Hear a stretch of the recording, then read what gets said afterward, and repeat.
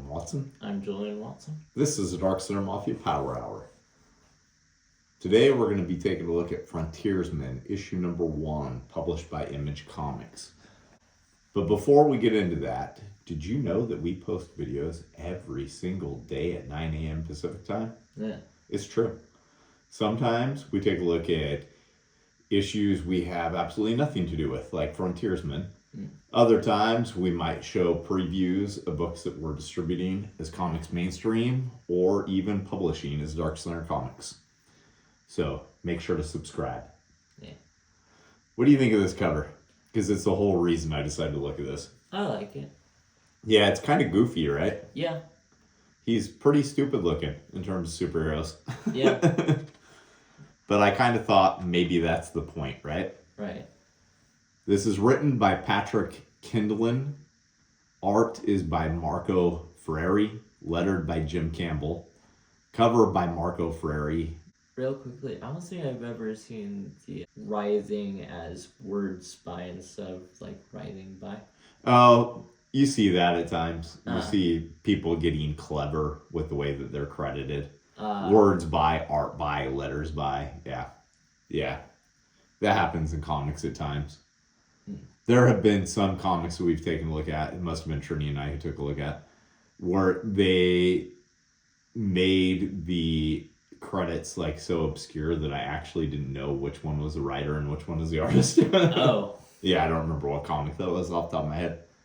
So it starts off in a forest somewhere.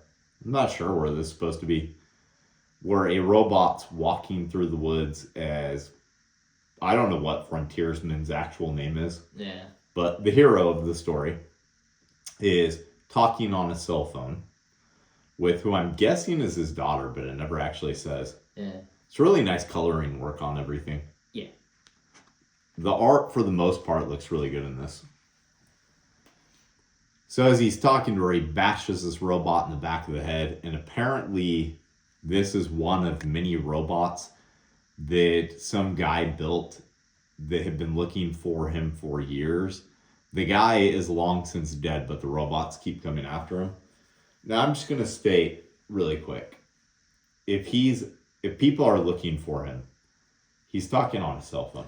Yeah.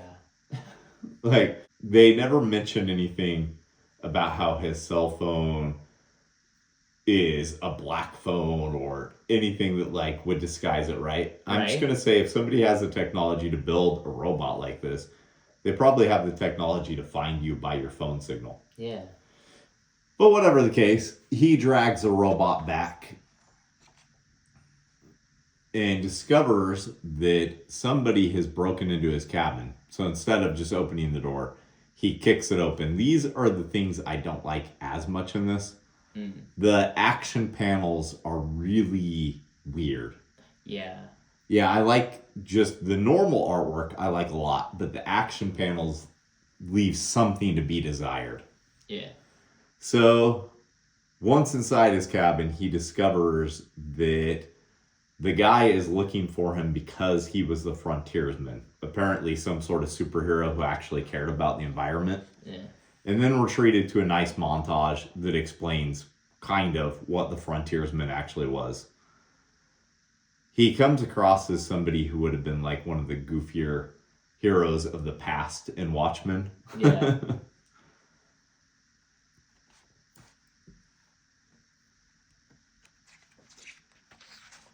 So this guy is looking for him because apparently there's some corporation that's going to be cutting down all the redwoods, and they need somebody the public can relate to or hero worship or whatever to be up in a tree with them so that it doesn't get cut down. I wouldn't want to be 130 feet up in a tree. No. I also don't want the redwoods to be cut down though. Yeah. So while he's explaining to him that they're trying to do deforestation to the redwoods, who I'm guessing is like bad CEO, is talking on the phone to someone who's explaining to him that these people are looking for a hero. There's not really a whole lot to the CEO. Yeah. Hopefully, in subsequent issues, they actually give you a reason to care about whatever the guy's motives are, or just straight up hate him, because at the moment he's just a nothing character. Yeah.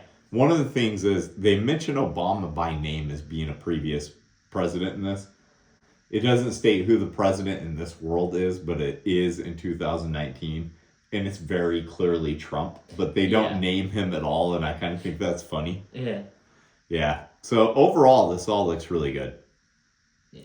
But he's leading the kid out, deciding not to help him on his cause, until he mentions the name Professor Umar that he obviously knows, and it causes him to drive him back to town. Once there, apparently the professor was also a superhero. They used to work together. And it was his idea to have the Frontiersman be the guy who is up in the bird's nest with him, protecting the redwoods. Some nice details on these. Yeah. So then we get a flashback to a time he fought a villain, where the villain had the power to whip people into a crazy mob. I actually like that power. I think that's pretty good. Yeah. I'm guessing, is this guy supposed to be Professor Umar? The guy who's shrinking? Maybe. Yeah, he's like the Atom or something. Yeah. Just a stupid looking costume, though. Yeah. It kind of works because of how stupid looking it is, though. Yeah. And I like that his helmet looks so, like, Kirby-esque. Yeah. Looks like a combo of, like, Magnetos and Galactuses or something. Yeah.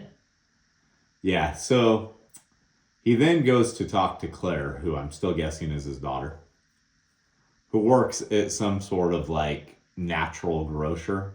But for some reason, they show a discount bin of DVDs. I'm not really sure what's going on there. She's really cynical because people only care about whatever's good or healthy for them when, like, the New York Times does an article about that. Seems pretty accurate. Yeah. But also, it takes more money to care, right? Right. If you have like $100 a week to live off of food-wise, you're not going to go to a place like this. Yeah. It says whole wheat bread is $1.49. Bullshit. Yeah. Even back in 2019, that wouldn't have been the case at a store like that. That would have been like $6 a loaf. Yeah. Yeah. There's a reason you don't buy all this locally sourced stuff. It's because you'd go broke if you did, not because you don't realize it's better for you. Yeah. Yeah. So he's thinking about everything, though. And despite the fact that she told him not to, or maybe it's because she told him not to, it looks like he's decided that he's going to join these kids' fight. And his costume looks just a little bit goofier on him now that he's older aged and fat. Yeah. And then we get some pages that are reminiscent of like the official handbook of the Marvel Universe, the way that they're designed. But I didn't read them, if I'm being completely honest. Just looking at it, though, I can see that the professor guy is, in fact, that little Atom character. So, yeah, overall, what did you think of this? I thought it was alright.